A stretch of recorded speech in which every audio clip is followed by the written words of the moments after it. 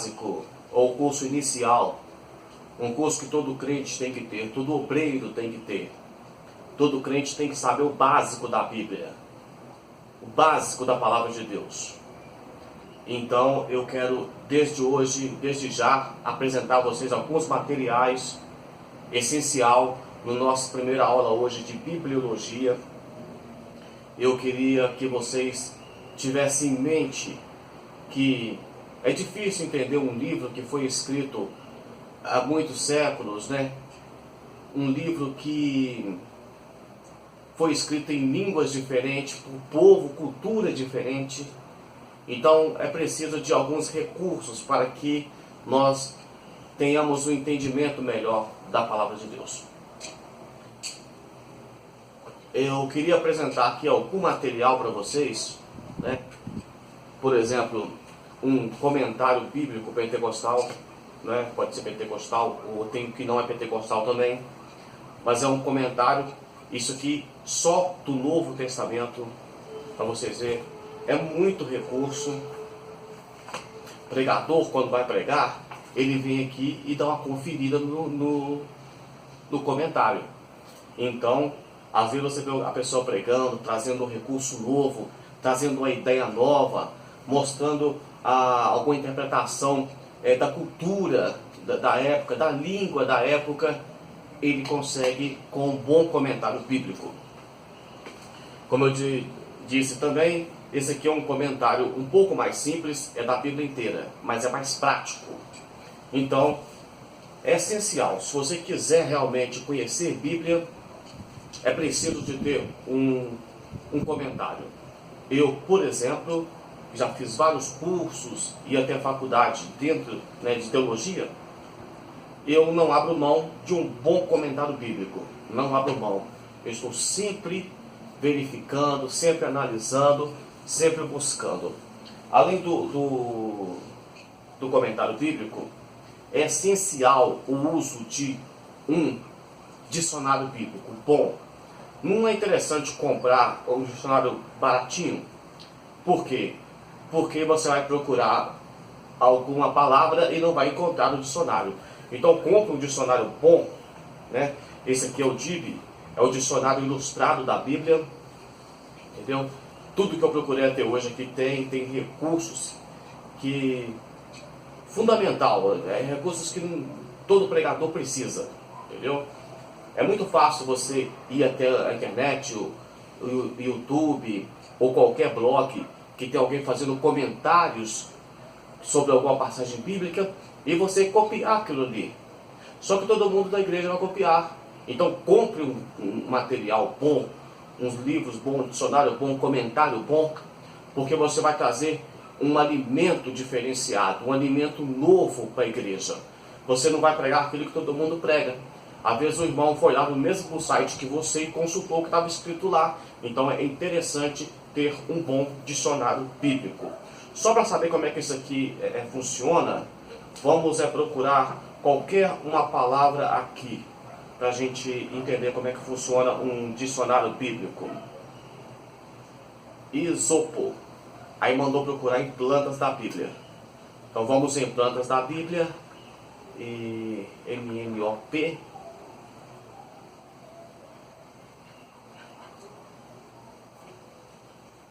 Vai falar sobre as plantas da Bíblia. Vamos lá, plantas da Bíblia, tem que achar rápido. Plantas da Bíblia. Nós estávamos procurando o quê? Isopo. Isopo. Esse isopo aqui é quando o salmista pede para purificar com isopo, né? Ou isopo, depende da tradução. Então, aí você não sabe o que é um isopo, você vem aqui no dicionário e ele te mostra o que é isopo. Isopo é uma espécie de manjerona da família da hortelã. O isopo era um arbusto aromático de 1 metro de altura com cachos de flores amarelas. Crescia nas fendas das rochas e era cultivado nos muros das varandas, desde o cedro que está no Líbano até o isopo que brota no muro. Está em 1 Reis 4:33. É outra passagem bíblica. Feixes de isopo foram usados para espargir sangue nos umbrais das portas do Egito. Está em Gênesis 12 e 22. Usava o isopo para espargir, espalhar, respingar. Nesse caso aqui do umbral da porta, era para passar mesmo no umbral da porta. E na cerimônia de purificação, está em Levíticos 14, versículo 4 até o 6, e Levíticos também 51 e versículo 52. Davi mencionou o isopo como um instrumento de purificação interior. Foi usado na crucificação para aliviar a sede de Jesus, que está em João 19 e 29. Viu como é que isso aqui é interessante? Então, se você leu lá o salmista pedindo, me purifica com isopo, e você não sabe o que é o isopo, você vai no dicionário, o dicionário te fala o que é o isopo. Você chega para a igreja, prega, fala que é um isopo, e as pessoas falam assim, porque você leu um bom dicionário. E não é nenhuma vergonha você falar o que você aprendeu. Vergonha é falar coisa errada, né? Isso que seria vergonha. Para início, eu queria perguntar para vocês aqui o seguinte. Sabe o que está escrito no livro de 2 Timóteo, capítulo 2, e versículo 15? Eu vou ler para você, está escrito assim. Procura apresentar-te a Deus, aprovado como obreiro, que não tem de que se envergonhar, que maneja bem a palavra da verdade. Esse versículo ele é fundamental para a leitura de Bíblia, é fundamental para cursos bíblicos dentro de igreja. Todo mundo pensa que as coisas de Deus podem ser feitas de qualquer jeito, de qualquer maneira.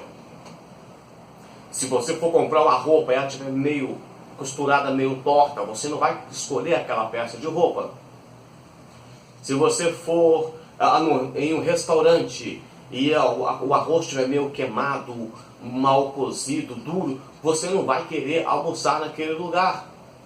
E eu não entendo por que é que quando se trata de palavra de Deus, as pessoas vão defender que qualquer jeito que você fizer tá bom porque é para Deus mesmo, porque é Deus que dá, porque é Deus que revela, e vai tratar de qualquer forma.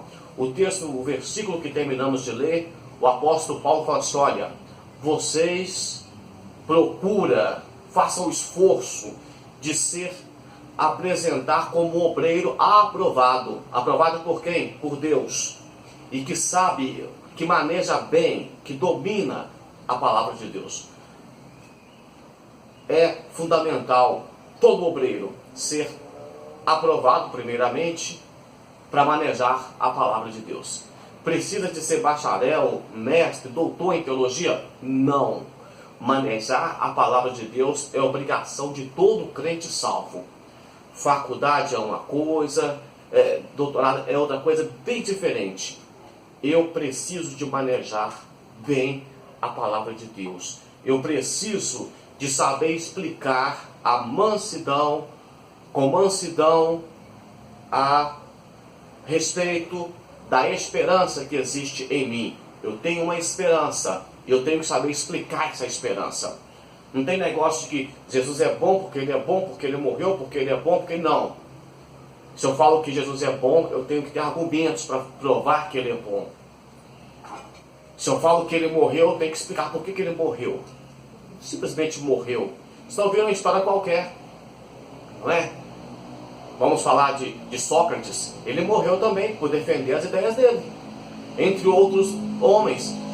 Mas por que Jesus é diferente? Por que Jesus é a base do cristianismo? Por que ele é a base da minha esperança? Eu tenho que saber explicar isso para aquele que nos questionar com respeito da esperança que existe em nós. Bom, pessoal, primeiramente, já como estamos conversando do básico, é interessante saber que a Bíblia, ela tem 66 livros. A nossa Bíblia é, no caso, evangélica, protestante. Protestante é que protestou contra a igreja primitiva, contra o catolicismo romano. Então, nós, protestantes, hoje temos 66 livros da Bíblia. Lá na frente vamos falar por que é que a Igreja Católica tem mais livros do que nós, quando esses livros foram escritos e qual a finalidade desses livros. Mas, por enquanto, eu queria que vocês focassem que nós temos na nossa Bíblia 66 livros. E desde já eu queria que vocês começassem a memorizar.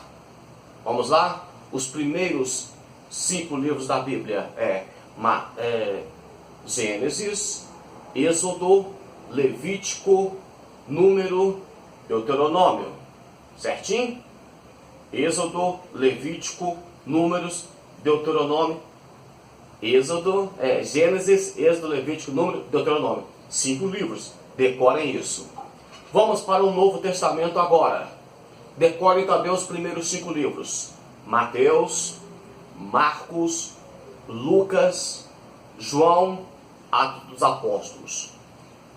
Vamos aprender lá na frente porque que a diferença de um livro para o outro, a diferença do relato de um evangelista para outro evangelista, porque sabemos que um livro foi escrito para os cristãos, outro foi escrito para Roma, outro foi escrito para... Cada um foi escrito para uma localidade. Um via Jesus como rei, outro via Jesus como homem. Cada um tinha uma visão de Jesus, outro via como filho de Deus. Então lá na frente vamos esmiuçar esses recursos para você entender a diferença de um versículo, de um evangelista para o outro.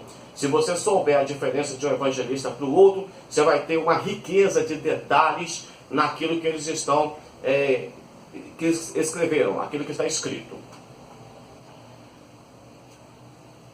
Isso é o que eu queria que vocês aprendessem hoje. Decorar, até quem já sabe, vamos decorar os 5 primeiros livros da Bíblia e os 5 livros também do Novo Testamento. Mateus, Marcos, Lucas, João. São evangelhos. É a biografia de Jesus, vamos dizer assim. E o livro de Atos dos Apóstolos, que nós vamos aprender na frente, que ele é Atos dos Apóstolos, mas poderia ser Atos do Espírito Santo, porque o Espírito Santo foi que realizaram milagres. O Espírito Santo foi que convenceu o homem do pecado. Foi Deus que batizou com o Espírito Santo. Então, não é ato exatamente dos apóstolos. Poderia ser Atos do Espírito Santo, Atos de Deus. Mas o livro é um livro histórico. O livro histórico do Novo Testamento é Atos dos Apóstolos. Guardem isso aí, isso é interessante. Eu queria trazer alguns detalhes. Por que é que nós temos que aprender a Bíblia? Por que é que nós lemos a Bíblia? Alguém vai dizer assim, mas os apóstolos, os profetas, no caso os evangelistas, eles não fizeram escola de Bíblia. Engano. Os evangelistas, os discípulos de Jesus, todos eles aprenderam a ler e escrever na própria palavra de Deus, né? Na Bíblia da época, na Escritura, que Jesus dizia sempre a Escritura, mas como diz a Escritura. Então eles já conheciam toda a Escritura, e era do tempo deles, era a língua deles, ouviam as pessoas falar sobre isso o tempo todo. O apóstolo Paulo, que foi o maior evangelista da história, né? O missionário do Novo Testamento, o missionário dos gentios, que levou o evangelho até os gentios. O apóstolo Paulo, né? O missionário do Velho Testamento é Jonas. Jonas evangelizou, é o missionário do Velho Testamento. Novo Testamento, o maior missionário é o apóstolo Paulo. O apóstolo Paulo, quando ele teve um encontro com Jesus, quando Deus iluminou a mente dele e deu revelações para ele sobre o que era o reino de Deus, o apóstolo Paulo já conhecia tudo de Escritura, tudo de Deus, de palavra de Deus, de lei, de Moisés, as leis, os mandamentos. Ele dominava isso de uma profundidade que vocês nem imaginam. O apóstolo Paulo entendia de simbologia, de tipologia, de alegoria. Ele fala no texto dele, olha, eu estou fazendo uma alegoria com o monte da Arábia, e o outro que é de Sinai, e ele falava de um monte para o outro, ele relacionava o monte que era um dos filhos de Abraão, Isaque, com o outro que era o filho da escrava, e ele dizendo que o filho da escrava não ia herdar com o filho da promessa. Então ele fazendo alegoria, ele fala, eu falo por alegoria. Tudo isso o apóstolo Paulo estudou antes de converter ao Evangelho, aos pés de Gamaliel, como é do conhecimento de todos. Então nós queremos hoje aqui, para finalizar essa aula introdutória, essa aula inicial, eu queria ler alguns versículos bíblicos para você. Gravem, por favor, o versículo, que terminamos de ler, o primeiro versículo, que foi 2 Timóteo, capítulo 2, e versículo 15, que diz o seguinte: procura apresentar a Deus aprovado como obreiro, que não tem de que se envergonhar e que maneja bem a palavra da verdade. Esse negócio de obreiro ficar assim, irmão, conheço só um pouquinho da Bíblia. Irmão, eu não conheço a Bíblia, eu não li a Bíblia para pregar, então não deveria nem pregar. Não prega não. Desce do altar, fica no banco ou na cadeira, escutando, aprendendo, para depois você pregar. Obreiro tem que ser aprovado, tem que manejar bem a palavra da verdade, tem que falar de Jesus com firmeza, com autoridade, com conhecimento. Isso é obreiro aprovado. É gente que sabe manusear isso aqui, que entende isso aqui, tá? A Bíblia diz que o Espírito Santo que seria nos dado, ele nos faria lembrar. E você lembra daquilo que você já sabe. Então aprenda, busque, seja aprovado como obreiro. Não tem que se envergonhar.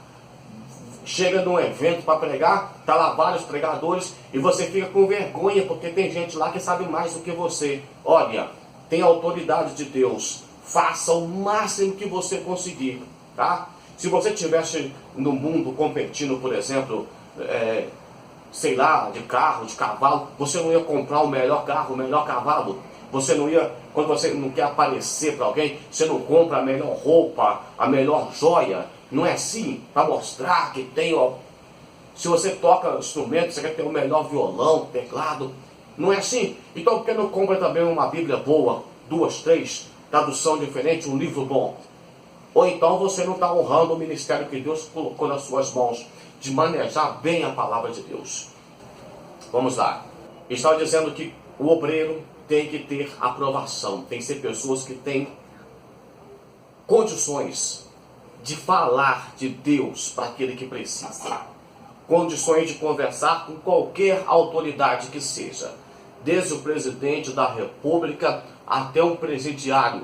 Você tem que chegar e falar de Jesus. Pode ser juiz, pode ser advogado, pode ser médico. Você é um ministro de Deus nessa terra para falar com propriedade, com autoridade, com sabedoria, aquilo que Deus deu para você, aquilo que Deus te escolheu para ser, na verdade. No livro de 2 Timóteo 3,15 diz o seguinte: e desde a tua meninice sabes as sagradas escrituras, que pode fazer-te sábio para a salvação pela fé que há em Cristo Jesus. Quer ser um crente sábio? Quer ser um crente cheio de Deus? Quer ser um crente diferenciado? Quer ser uma pessoa que tem uma mente brilhante? Leia a Bíblia, estude a Bíblia, busque a palavra de Deus. No livro de Salmos, né? no livro de Salmo número 119, versículo 130, Salmo não é capítulo, Salmo é números. Salmo número tal, porque Salmo é hinos, então é o hino tal. Quando eu falei aqui o versículo que eu terminei de ler, eu falei 1 Reis, é primeiro, né? Primeiro livro de Reis. Então, quando eu falo 1 Pedro, é primeira epístola. Se eu falo 1 Reis, ou 1 Samuel, primeiro é livro, epístola, é diferente. Salmo é número. Então é Salmo número 3, é Salmo número 119, Salmo é número. O Salmo 119, versículo 130 diz assim: a explicação da tua palavra traz luz e dá sabedoria às pessoas simples. Você é uma pessoa simples? A Bíblia diz que a explicação da palavra de Deus, ela dá luz e sabedoria a pessoas simples. Uma maneira de ser sábio, uma maneira de ter sabedoria, de adquirir sabedoria, é através da palavra de Deus, da Bíblia. Eu dizia aqui que esse livro aqui, essa Bíblia tem 66 livros. Então, se você conhece a Bíblia, você conhece no mínimo 66 livros. Isso é sabedoria. Já falei da aprovação. O obreiro precisa de ser aprovado. Já falei das respostas no livro de 1 Pedro, Epístola de Pedro 3 e 15. Guarda aí. 2 Timóteo 3 e 15, 2 e 15, agora 1 Pedro 3, 15. Isso ajuda a decorar a palavra de Deus. Diz assim: antes, santificai no Senhor em vossos corações, e estáis sempre preparados para responder com mansidão e temor qualquer que vos pedir a razão da esperança que existe em vós. Eu preciso de responder com mansidão e com temor qualquer pessoa que me perguntar por que eu sou crente, por que eu creio em Deus, por que Jesus é interessante para mim, por que eu creio na palavra de Deus, por que a minha religião é cristã, o que isso traz diferença na minha vida. Eu preciso de ter palavras de sabedoria para responder. Efésios 2:10 vai falar sobre você andar nas obras. Ele diz assim: porque somos feitura sua, criados em Cristo Jesus para as boas obras, as quais Deus preparou para que andássemos nela. E como é que você vai saber qual que é as boas obras? Através da palavra de Deus. Se não quer entender a Bíblia como... talvez você vai lidar com alguma pessoa que não vai crer que a Bíblia é um livro sagrado, um livro santo. Mas ele vai ter que concordar que a Bíblia é, no mínimo, um livro filosófico. E se ele entendeu isso, beleza. Depois ele vai entender que a Bíblia é um livro educativo, né? Depois ele vai ensinar que a Bíblia ensina uma questão de ética. Ética fala de telhado. Lá na frente vamos aprender sobre isso. Mas quando Jesus diz assim: olha, não faça com os outros aquilo que vocês não queriam que fizesse com vocês, ou trate os outros da mesma forma que vocês querem ser tratados. Isso é um princípio, isso é uma regra de ouro, né? Quem segue essas regras está seguindo uma filosofia muito interessante. Então, se a pessoa, você falou com ele de Bíblia, ele falou que não crê na Bíblia, e se você for mostrando para ele, né, eles falam que sopa você começa a comer pela beiradinha, né? É assim que funciona. Daí a pouco ele vai estar reconhecendo que só a palavra de Deus que ensina você a amar os seus inimigos e orar pelos aqueles que perseguem você. Isso aí é a obra do Espírito Santo. Isso aí não tem filosofia que vai te ensinar esse tipo de coisa. É só Deus que faz isso na vida do homem. Você vai deparar com um monte de gente ignorante, que não conhece nada de Bíblia, nada de Jesus. Se não conhece Bíblia, não conhece Jesus nem Deus, tá? Não tem esse papinho de que, porque eu tenho intimidade com o Espírito Santo. Tem intimidade com nada. Quem tem intimidade com o Espírito Santo conhece Bíblia, conhece Deus, sabe da história de Jesus. Se não sabe, vem com esse papinho não, porque só vai trazer confusão na sua cabeça. Mistura Umbanda com astrologia e vem aquela bagunça toda que você nem sabe onde a pessoa está. Quem tem intimidade com o Espírito Santo conhece a palavra dele. 1 Pedro 2, 8 e 9 diz assim: é uma pedra de tropeço, rocha de escândalo, para aqueles que tropeçam na palavra, sendo desobedientes, mas para os que também foram destinados. Mas vós sois, eu sou, geração eleita, sacerdócio real, nação santa, povo adquirido, para que anuncieis as virtudes daquele que vos chamou das trevas para a maravilhosa luz. Tropeço na palavra. Um monte de gente tropeça, tá? Às vezes até dá alguma lembrança, algum presentinho de uma campanha na igreja, uma chavinha, um pouquinho de sal, um pouquinho de óleo, porque as pessoas hoje aprenderam tanto que isso é interessante. Com certeza isso não veio do cristianismo, né? Com certeza esse negócio de sal na igreja, isso veio de outro canto, esses amuletos da sorte. Mas a Bíblia fala de pedra de tropeço. Quando você vê alguma pessoa falando mal de Bíblia, mal de coisas que nem sabe, eu entendo o seguinte: para falar mal de algo você tem que ser aquilo, você tem que conhecer aquilo. É muito feio você falar uma coisa que você não sabe. Eu falar de coisa que eu não sei. Eu não falo mal de pastor, mas se eu falo mal de pastor sem ser pastor, sendo já é muito feio. Se não for, piorou ainda. Se eu falo mal de teólogos, é uma coisa muito feia. Mas se eu não fosse, além de ser feio, seria leviano, seria uma coisa ridícula. Então, se você fala de algo que você não conhece, isso é muito feio, isso é muito estranho. A palavra de Deus não pode ser um tropeço na sua vida. Use ela não como uma pedra de tropeço, mas uma pedra que vai edificando uma escada para você chegar até a glória. O que mais a palavra de Deus é? Alimento. Olha o que o Pedro fala aqui em 2:2, 1 Pedro 2:2. Estamos tratando muito de 1 Pedro aqui, você observou? Desejai afetuosamente como meninos, nascidos, o leite racional, não falsificado, para que por ele vá descrescendo. 1 Pedro 2:2. Sabe quando a gente começa a achar que já sabe demais da Bíblia, que tudo para pregar você já ouviu, você já sabe? Não, porque eu tenho 30 anos de crente, 40 anos de crente.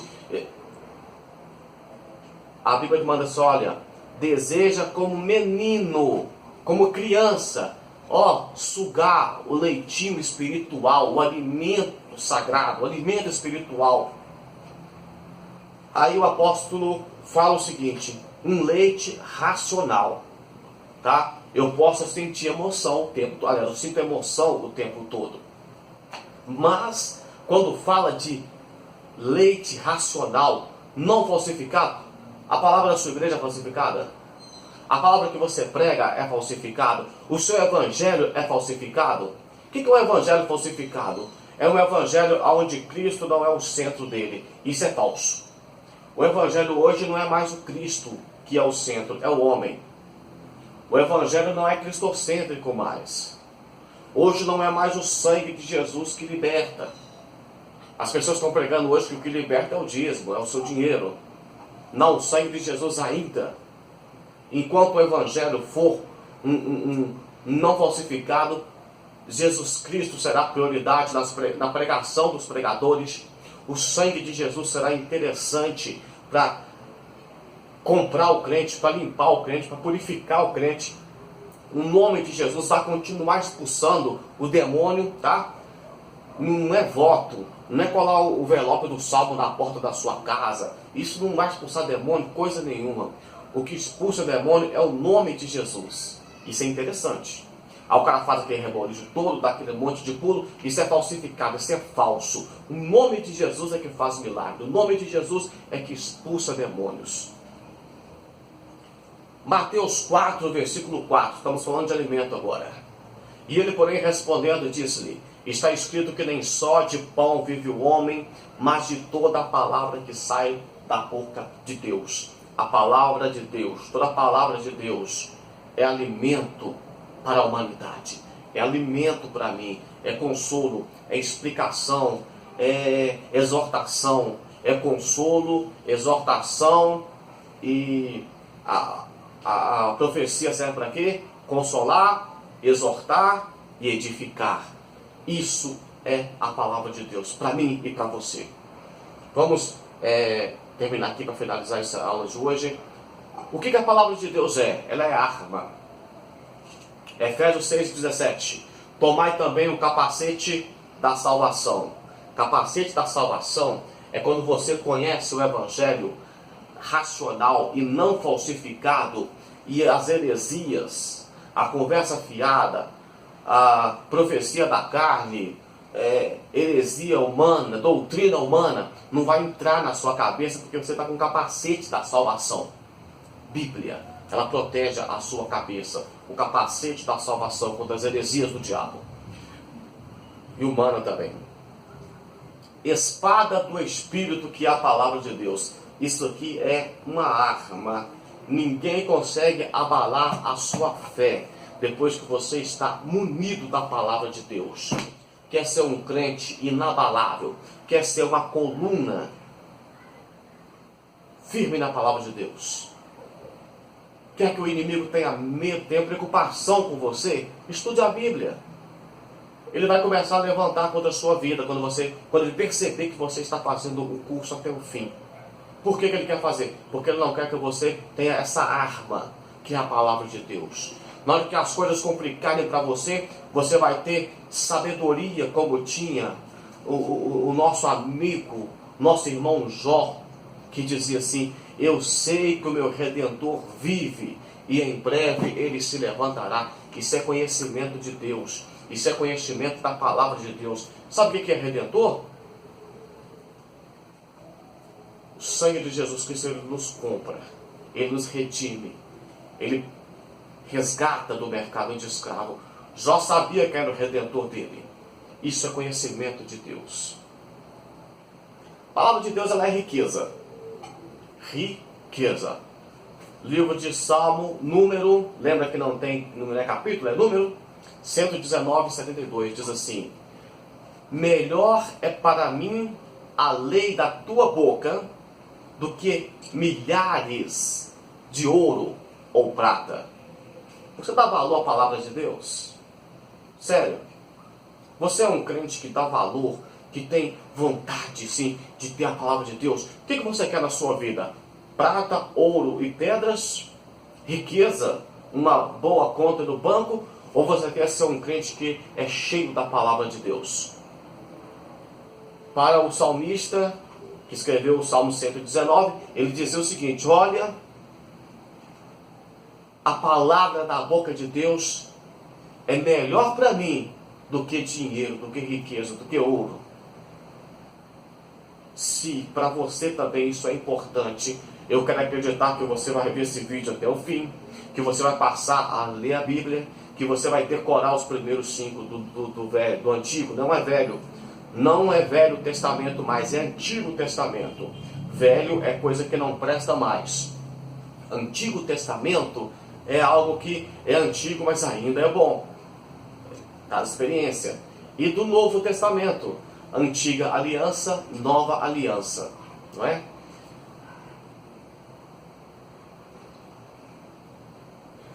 Para falar de sabedoria mais uma vez, diz assim: para que o Deus de nosso Senhor Jesus Cristo, Pai da glória, vos dê em seu conhecimento o espírito de sabedoria e de revelação. Está em Efésios 1:17.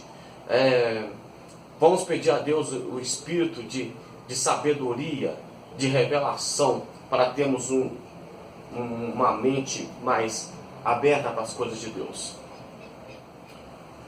Como é que a gente vai ler a Bíblia? Primeiramente, você ora, pede a Deus a iluminação, pede a Deus sabedoria do alto, aí você vai ler a Bíblia. Não vem falar comigo que você pede sabedoria, que não lê, que você lê, não. Pede sabedoria e leia. É assim que funciona.